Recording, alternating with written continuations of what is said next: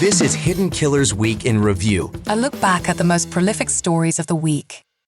Some secrets are kept in the basement, others in the morgue. Welcome to Hidden Killers with Tony Brueski, featuring defense attorney and host of the podcast, Defense Diaries, Bob Motta. Let's talk about Alec Murdaugh, the sequel, if there is another trial here, and what we may see there. What I am wondering about, and I'm curious to get your, and this is just all pure conjecture from us. There's nothing that's come out that's like, ooh, maybe they'll go down this road. But I am wondering if they're going to go with a third-party culprit theory on this, which they never did in the first trial. They just said it wasn't him. Obviously, that didn't work. I mean, would they possibly? I could see them entertaining that. I think a lot of us on the sidelines were going, well, even if it wasn't him, he certainly knew about it. He had some sort of involvement, or this was a horrible shakedown, like a mob hit. I'm going to kill your family, but not you. Something like that. Right. I'm wondering if they would go down that road, or if there's even any sort of evidence to go down that road with.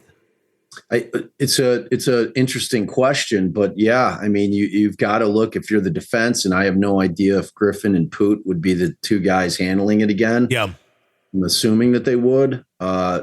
Depending on money, I mean, they got to get paid, sure, especially for a trial of that magnitude. But, you're looking at what happened the first time. You're sitting down with Murdaugh and saying, okay, that didn't work. Mm-hmm. Okay, so we're not, I know you thought you'd be able to talk your way out of it. You didn't.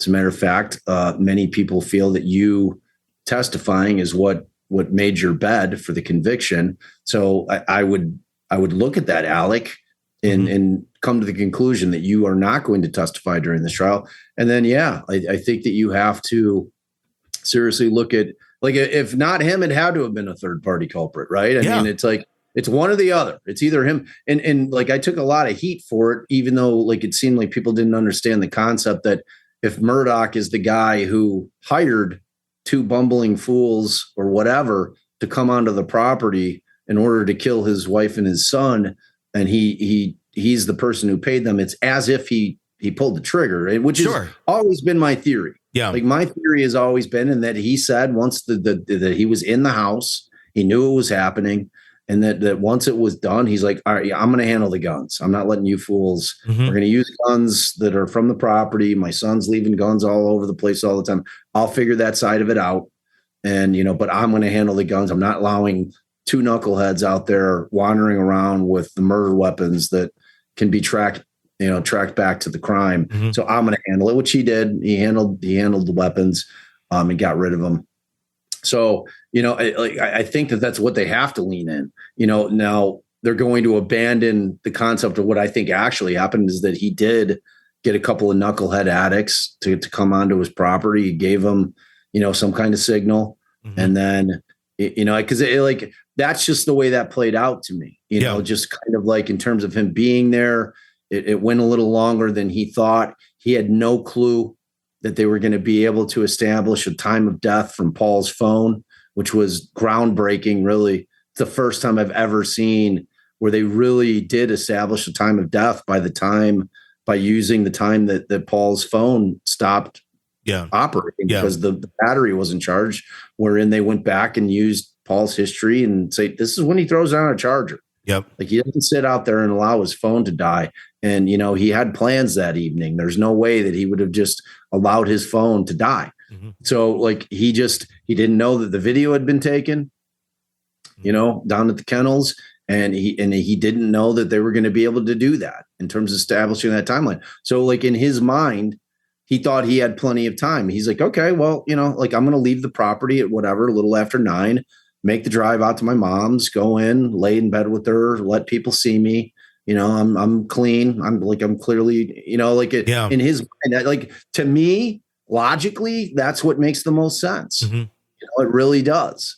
So, but again, like they can't use that because then he's just as guilty as if he pulled the trigger. So they'd have to like ignore all that part, and which changes the game for Creighton in terms of Waters has to say, okay, well, if they're going to go with that it was two other dudes, well, then he hired him, mm-hmm. But I think Creighton will stick with that. Alec was the trigger man. Yeah. It's like, I just don't know about that. I like that part of it was always like as big of a sleazeball, horrible human being that guy is.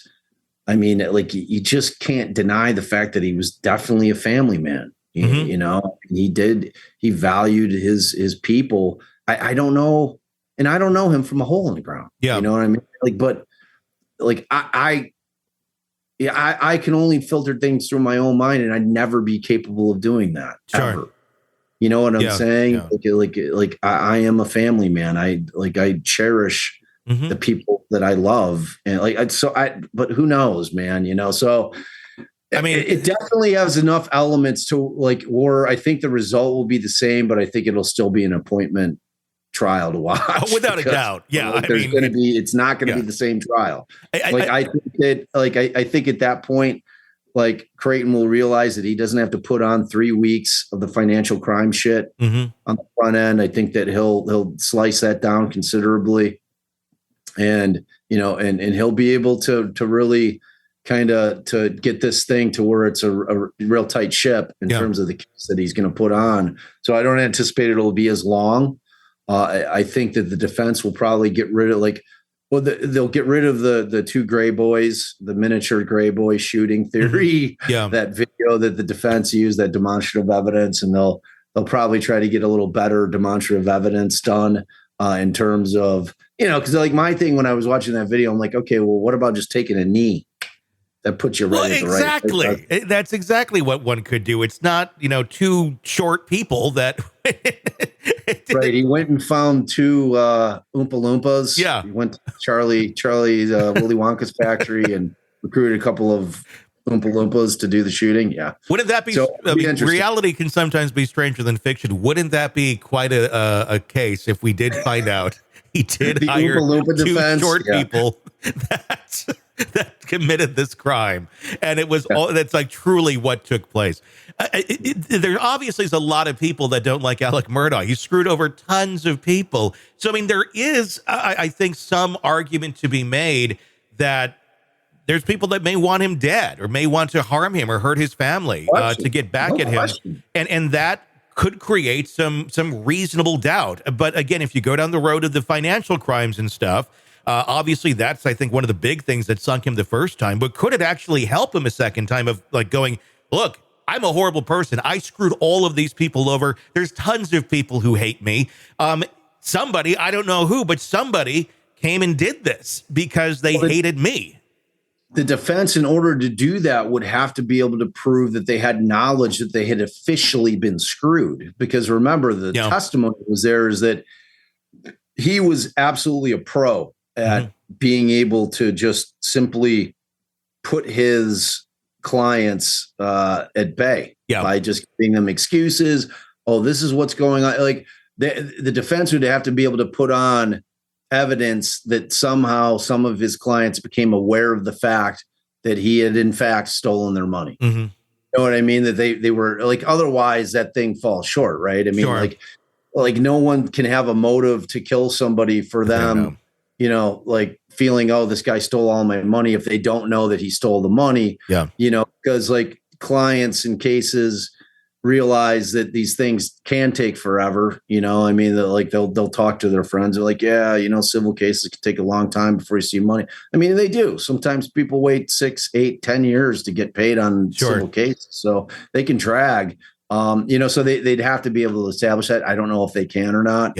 But yes, certainly if they're able to establish that somebody or multiple clients had actual knowledge that the guy was stealing their money, then that becomes because for these folks, this was their entire life. You know, they were absolutely relying on this money. I mean, some of these people had injuries that were catastrophic that they needed the money in order to be able to get the medical care or, you know, like treatment that they needed. And, you know, that is the kind of thing that could motivate somebody to want to kill somebody for sure. Without a doubt. To be able to prove it like everything else. Well, it's going to be fascinating when this happens, if this happens. I'm going to bet that it will.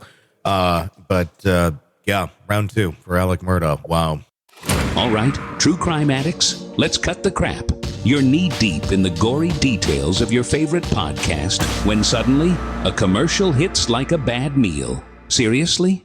You deserve better. Upgrade to True Crime Today Premium Plus on Apple Podcasts, where you can binge without those annoying ads. Plus, get extended interviews that go deeper into the darkness and early access to episodes so you can be the first to know. It's like trading up from fast food to fine dining, but with more blood. So, go ahead.